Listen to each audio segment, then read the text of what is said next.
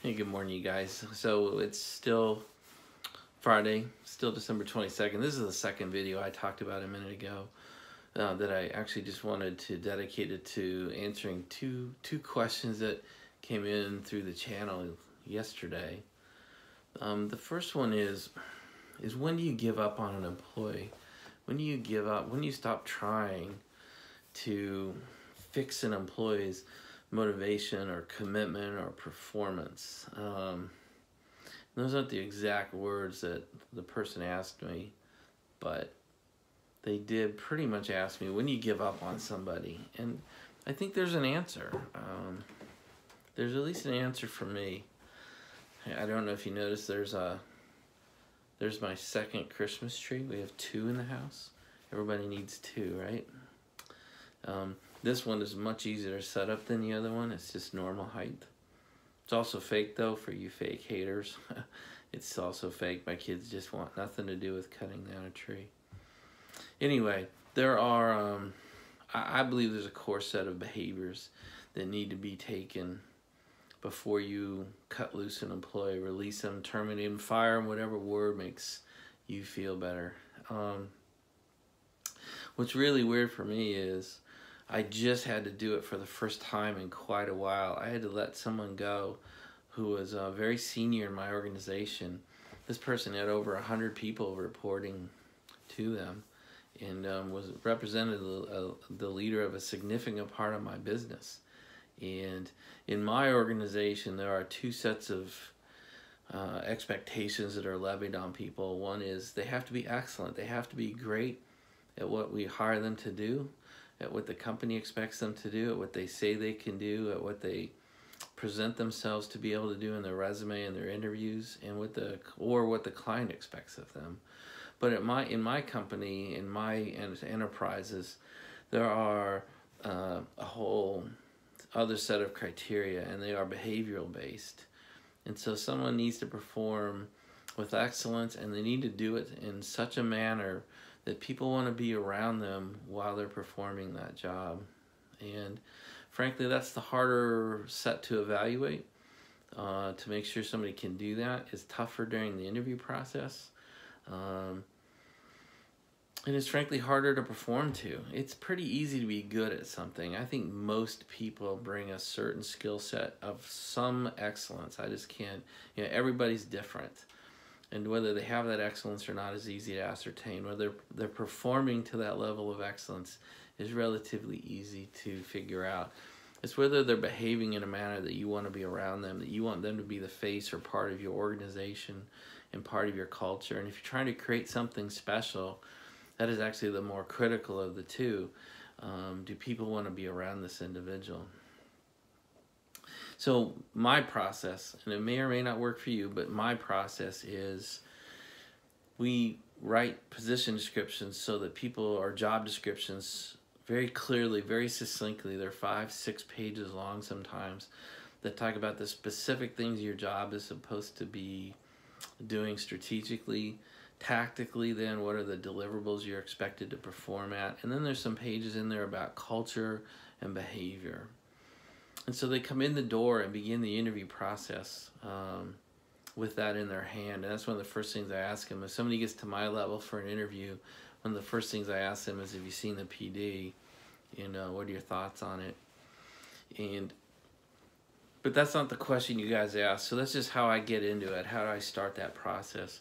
But if we do get a situation where someone is either misperforming or misbehaving, our process is pretty clear. We come in, we bring them in, we sit them with them face to face, and we say the hard words. We say, hey, the performance isn't where we thought it would be. The person that you kind of represent yourself to be, we don't see right now. And it's a little bit of a red alert here to say we need to change behaviors, and we need to change performance. Hopefully it's not both. Then you have a real issue. And then we give them sort of some corrective thoughts. We talk to them just like we're talking now.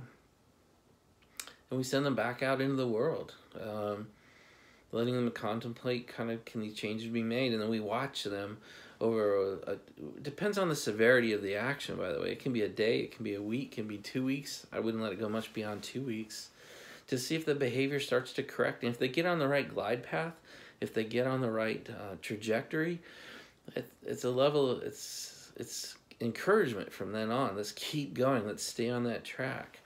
If the continued track is to stay the same or get worse, we have a second conversation.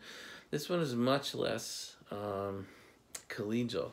This is where we actually say the words, your job is at risk. You're performing yourself out of a job.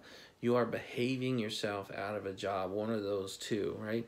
In my organization, that's only two ways. You can perform your way out or you can behave your way out, period. There's really only two. That might be different in yours. And then we kind of make a decision at the end of that second meeting. Hey, this is the second time we've talked about it. We're kind of on a bad trajectory. Do you want to try this? Do you want this job? Do you want to be here? We say those, I'm not paraphrasing. I say those words directly to these people's face. Sometimes they say, yeah, I'm absolutely in. I don't know what's going on. I'm going to sit down. I'm going to fix it. And I've had a few turn around, but most roll out. Most either die at the end of that meeting, or we send them back out into the world for a few more days and it becomes clear it's not going to work, and we bring them in for a termination session or a separation session. So that's really it. Do they understand the expectations as they enter? Do they get encouraged and talked to verbally? Then the second one is far more serious, followed up by writing. Usually it's an email in my world. And then a separation meeting if it doesn't go from there. And that's really about it. I am not overly good at this. I let it go far too long. The separation I had to do on Monday, most of the feedback was should have done it a month ago or should have done it long ago. So it's critical you do it, though. It's one of the hardest parts of the job. It is personally my number one worst part. It is the worst part of my job. I hate it. It's just something inside me that doesn't like it. But if you don't do it, it's very much like a cancer. Then the cancer then grows. Others see it. Others choose to leave because of it. Others really start to question your ability to lead if you don't get on it and address it. I hope that answers the question, and that's how I handle it. If that answer didn't land or didn't help, please, ask me some more questions. So I'll move on to the second question. It was really more a question of how it came out of my life balance conversation and kind of mixing different parts of your life together. And the question he ended up coming out with was, I don't really have any more time for me, or what I used to think of as me. When do I get time? And so again, I'll answer from my life. I'll answer from inside of me. And for me, it was, I ended up having to redefine myself for a while,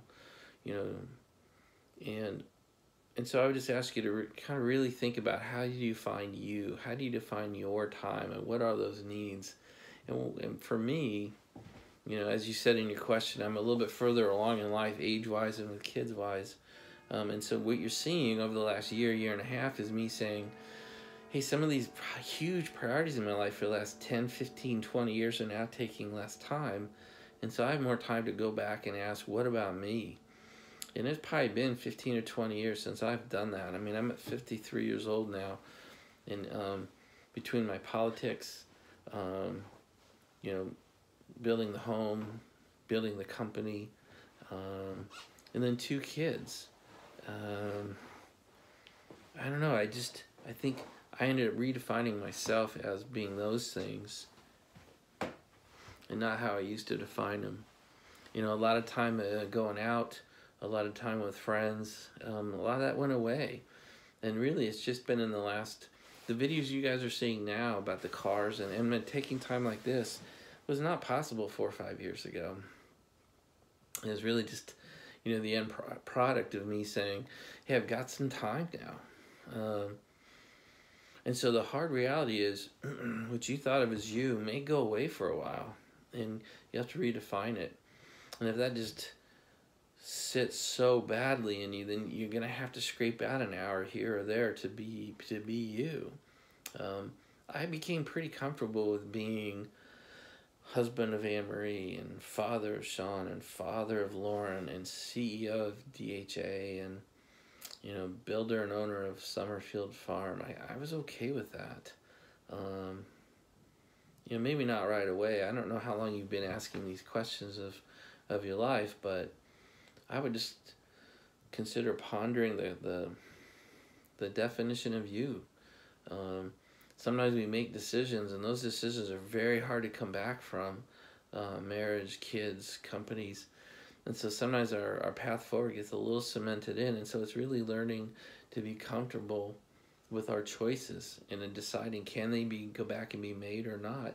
And if they can't be remade, then live with them. Make the choice to be good with it and move forward. And boy, that is an answer many, many people do not want to hear. But we're a product of our decisions, and very little of who we are is impacted by the outside world. Most of who we are, most of how we think, most of how we behave, most of how we react is the result of decisions that we made. We're the product of our decisions, and it means you got to own them. You have to own where you are today. You have to own what we are. And if we don't like it, start making decisions. We can't fix a decision we made yesterday or 2 years ago or 5 years ago. We can fix the decision that's 10 minutes from today or from now. We can fix the decisions I'm going to be faced with tonight, tomorrow, next week.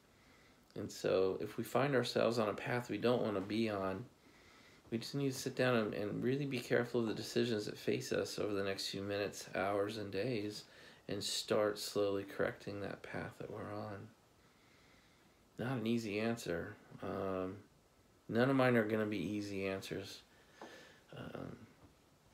The kind of questions you guys are asking are pretty fundamental, core, life value, business value, behavior values.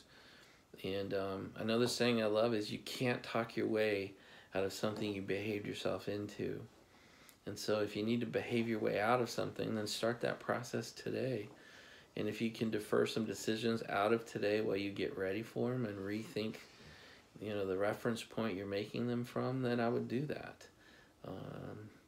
Sometimes a deferred decision ends up with a better decision than you would have made if you rushed into it today. God, again, I don't know if that helps you in the slightest, but looking at where you are and looking at the decisions you need to make going forward and maybe making them from a different place is the best advice I can give at this point. It's worked for me, but again, it's taken me years to get here. So guys, ask me those questions again. If I missed, re-ask the question, tell me I missed. If it causes more questions in you, then get them out. Let's continue those conversations. So again, I hope it helps. I'm off for the rest of my day here now on Friday, but try to do something car related later today. The weather looks gray but warmer today, so maybe we'll do something fun. And then I'll come back on and do these for a while in the mornings. I enjoy them. They really don't take that long. They're easy to do. It takes me 5 minutes to set the camera up. It takes me 10 or 15 minutes to get my thoughts together, and it takes me 15-20 minutes to film these. So it's really not it's not a big commitment on my time, and I enjoy what it's doing for the channel and what it does for our conversation. So keep asking the questions, and I will see you again either tonight or in the morning. And I just want to warn you that probably next week it's going to be a little thin, Monday, Tuesday. Monday being Christmas, and then Tuesday, Wednesday, Thursday I'm in New York with the family. If I can, I'll get up early and get out into the hotel lobby and do something for you. I'll try to stay close to your questions. But if I appear disconnected for a couple days, it's purely because I'm on travel. Christmas morning I won't do anything. And the Tuesday, Wednesday, Thursday morning I may or may not be able to do things. So that's really it. Just a heads up. Again, have a great day. Have a great Friday. Keep in mind of what time of year it is. Merry Christmas to everybody, and we'll talk to you later tonight or in the morning. Bye, everybody.